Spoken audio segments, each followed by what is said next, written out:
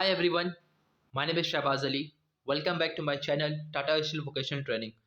तो फ्रेंड्स, आप लोगों को पता होगा कि JAT टाटा स्टील का एग्ज़ाम फैब में है और इसी के रिगार्डिंग मैं हर दिन एक वीडियो अपलोड कर रहा हूँ ताकि आप लोगों के लिए एक अच्छे से प्रिपरेशन मैं करा सकूँ। अगर आप न्यू हो इस चैनल पे, प्लीज़ चैनल को सब्सक्राइब कर लेना and press the bell icon ताकि आपको आने वाली वीडियो का नोटिफिकेशन आपको मिल जाए। मैकेनिकल पार्ट 1 का इससे पहले मैं वीडियो बना चुका हूँ, आई बटन पे क्लिक करके आप वहाँ से देख सकते हो। चलिए स्टार्ट करते हैं आज का video mechanical part 2। Let start from the first question. पहला क्वेश्चन है the selection of the welding process does not depend on. मतलब कौन सा वेल्डिंग प्रोसेस हम लोग सेलेक्ट करते हैं, क्या किस पे डिपेंड रहता है, वेल्डिंग प्रोसेस किस चीज़ पे डिपेंड रहता है, क्या सेलेक्ट करते हैं हम लोग। तो ऑप्शन आप देख लीजिए। पहला जो ऑप्शन है material selection, second option equipment availability, third economical process and fourth none of the above. तो फ्रेंड्स, ये आपके लिए एक होमवर्क है, राइट। आप ये कमेंट करिए इस चीज़ को। मैं इसका आंसर नहीं दिया हूँ, कमेंट प्लीज़। अगर आपको इसका आंसर पता है तो प्लीज़ कमेंट करो, ठीक है। और अगर नहीं पता है तो प्लीज़ गूगल में सर्च करके निकालो। इससे ये फ़ायदा होगा कि आपको वेल्डिंग प्रोसेस के बारे में पता चलेगा, वेल्डिंग क्या होता है वो चीज़ के बारे में पता लगेगा, राइट। जिस स्टूडेंट को पता है कमेंट करिए, नहीं पता है गूगल में सर्च करके फिर कमेंट करिए। But I want comment from every one, right, कि किसका आंसर राइट होता है। सेकेंड क्वेश्चन पे आते हैं। Shear stress energy theory is called as. मतलब शेयर स्ट्रेस एनर्जी जो थ्योरी है उसको हम लोग क्या बोलते हैं। देखो, मैं आपको बताया था अगर ऑप्शन में बोथ 1 एंड 2 रहे तो वही आंसर होता है। ऑल टाइम नहीं होता, लेकिन अभी तक मैंने जितना वीडियो कंप्लीट किया है सभी में बोथ 1 एंड 2 ही होगा। इसमें भी इसका जो आंसर है बोथ 1 एंड 2 होगा। Means distortion theory and von Mises theory, दोनों ही थ्योरी आता है इसमें शेयर स्ट्रेस एनर्जी थ्योरी को। तो आंसर है both 1 and 2। Third question, the product of the force means capital F and time small t is called as। मतलब F into T is equal to what, क्या होता है। तो F into T is equal to, पहला जो option है momentum होगा, impulse होगा, प्रेशर होगा या फिर वर्क डन होगा। अगर आपको फॉर्मूलाज पता है तो आप डायरेक्टली कर सकोगे, इसलिए मैं आपको बोलता हूँ कि डायरेक्टली आप फॉर्मूलाज के बेसिस पे याद करो, राइट। तो जो इसका आंसर है फ्रेंड्स, इसका क्या होगा, इम्पल्स होगा, राइट। इम्पल्स है इसका answer. Impulse is equal to F into small T. और मैं आपको बता दूं, जो मोमेंटम का जो फॉर्मूला होता है मोमेंटम का, वो क्या होता है फ्रेंड्स, मास इंटू वेलोसिटी। ठीक है, मोमेंटम का क्या फॉर्मूला होता है, मास इंटू वेलोसिटी। और जो प्रेशर का जो फॉर्मूलाज होता है, force by area. Pressure capital P is equal to capital F divide by capital A. Force by area pressure को बोलते हैं। और वर्क डन किसे हम बोलते हैं, वर्क डन अगर हम इसमें थर्मोडायनेमिक में देखें या किसी किसी वर्क डन क्या होता है, work done is equal to force into displacement. ठीक है, उसको हम लोग काम बोलते हैं। तो आप अगर देखो, यहाँ पर ही मैं साथ ही साथ सभी का फॉर्मूला से बता रहा हूँ तो आपको, ताकि आप लोगों को याद हो जाए इसी वीडियो में। फोर्थ क्वेश्चन पे आते हैं। Dash turbines are also called as parallel flow turbine. किस टर्बाइन को हम लोग पैरेलल फ्लो टर्बाइन के नाम से जानते हैं। तो देखिए ऑप्शन जो है axial flow, radial flow, turbulent flow या फिर ऑल ऑफ दिस, राइट। लेकिन इसमें एक चीज़ याद रखना, ऑल ऑफ दिस नहीं होगा, राइट। हर चीज़ में नहीं होता, लेकिन आपको फ्लो के बारे में पता होगा, टर्बाइन के बारे में पता होगा, डेफिनेटली इसका आंसर आप कर लोगे, ठीक है। तो इसका आंसर क्या है, इसका आंसर इज एक्सेल फ्लो। तो एक्सेल फ्लो टर्बाइन को हम लोग पैरेलल फ्लो टर्बाइन भी बोलते हैं, ठीक है। तो आप जाके थोड़ा बहुत टर्बाइन के बारे में पढ़ लो तो आपको नॉलेज मिल जाएगा। और फिफ्थ क्वेश्चन में आते हैं। Which of the following is a machine shaft. इनमें से कौन सा मशीन शाफ्ट है।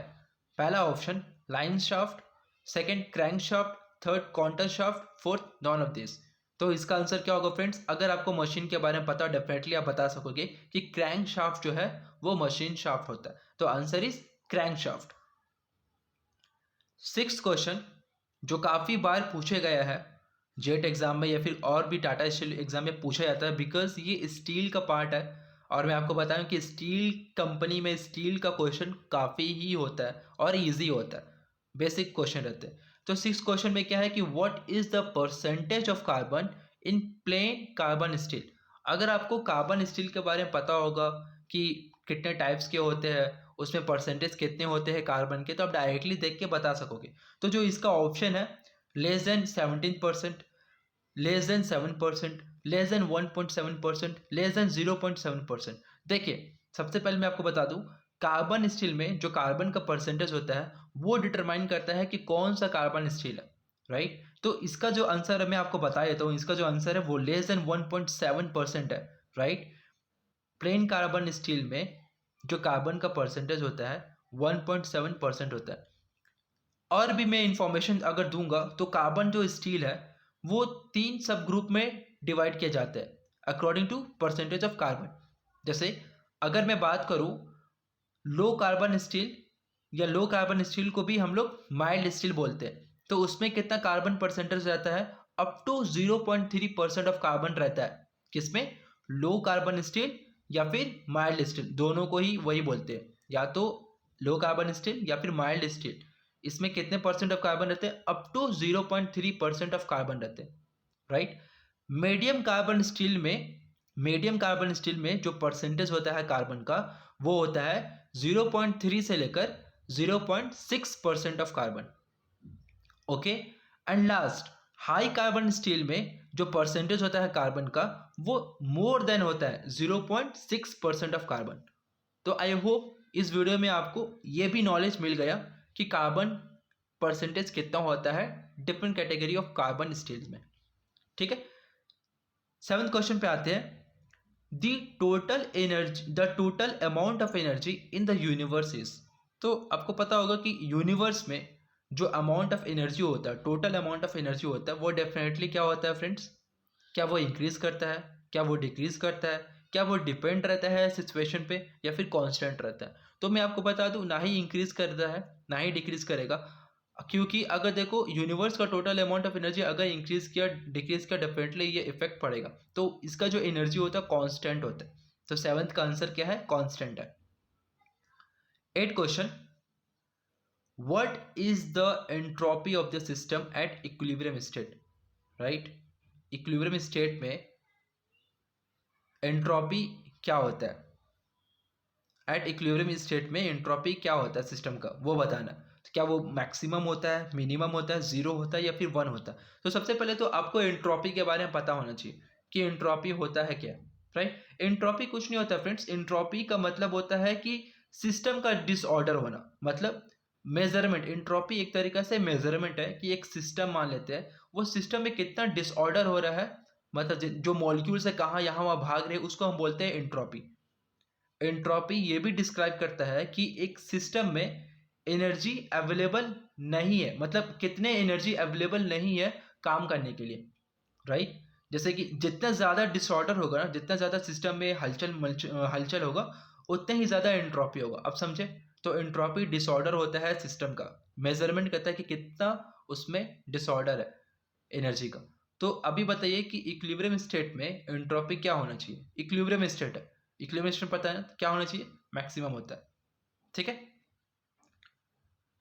9th क्वेश्चन, देखिए 9th क्वेश्चन इससे पहले जो वीडियो बनाया था मैकेनिकल पार्ट 1 का सेम क्वेश्चन आया था, फिर से ये सेम क्वेश्चन आया, मीन्स दोनों को मॉक टेस्ट देने के बाद भी दोनों क्वेश्चन सेम आया, तो इसको आप अच्छे से देख लेना। 9th क्वेश्चन है, friction ply used in multiple ply belts is made up. तो प्लाई के बारे में पढ़ो, बेल्ट के बारे में पढ़ो।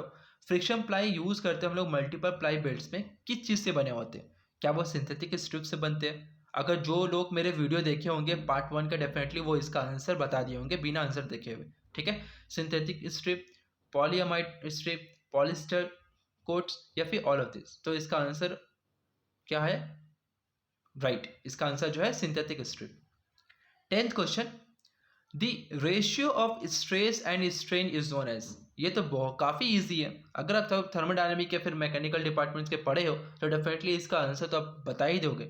जो रेशियो होता है स्ट्रेस एंड स्ट्रेन का वो क्या होता है फ्रेंड्स, इसका ऑप्शन है modulus of elasticity, Young's modulus, both 1 and 2, none of this. तो आप डायरेक्टली बता देंगे बोथ 1 and 2 क्योंकि ये ऑप्शन में है, ठीक है। तो देखिए स्ट्रेस और स्ट्रेन का जो रेशियो होता है ना, इसको तो हम बोलते हैं यंग्स मॉडुलस, राइट। लेकिन इसको हम लोग मॉडुलस ऑफ इलास्टिसिटी भी बोलते हैं, ठीक है, मॉडुलस ऑफ इलास्टिसिटी भी बोलते हैं। तो देखिए, जितने भी मैं वीडियो बना रहा हूँ, आई होप आपको ये समझ आ रहा हो और आप प्रिपेयर कर रहे हो। डोंट वरी, मैं आपके लिए हर दिन एक नए-नए वीडियो लेके आऊँगा, ताकि अगर आप प्रिपेयर नहीं कर रहे हो तो मैं आपको प्रिपेयर करा दूँगा कि क्या-क्या क्वेश्चन आते हैं। कम से कम मेरा वीडियो देख के ही आप लोग पढ़ के जाओगे, डेफिनिटली आपका मार्क्स अच्छे आएँगे, राइट? मैं भी कोशिश कर रहा हूँ थोड़ा आंसर लेवल, क्वेश्चन लेवल थोड़ा हायर, थोड़ा परफेक्ट हो, ताकि आपका प्रिपेयर भी अच्छे हो जाए। अगर आप इस चैनल पे न्यू हो तो चैनल को सब्सक्राइब कर लेना, बेल आइकन को ज़रूर प्रेस कर देना, ताकि आने वाले वीडियो का नोटिफिकेशन आपको मिल जाए। अगर इस वीडियो को आपको नहीं है, अगर आपके फ्रेंड्स कोई प्रिपेयर कर रहे हैं टाटा स्टील जेट एग्ज़ाम का, तो प्लीज़ उन्हें शेयर करो, ताकि इस वीडियो का नॉलेज उनको मिल सके। Thank you guys, have a nice day.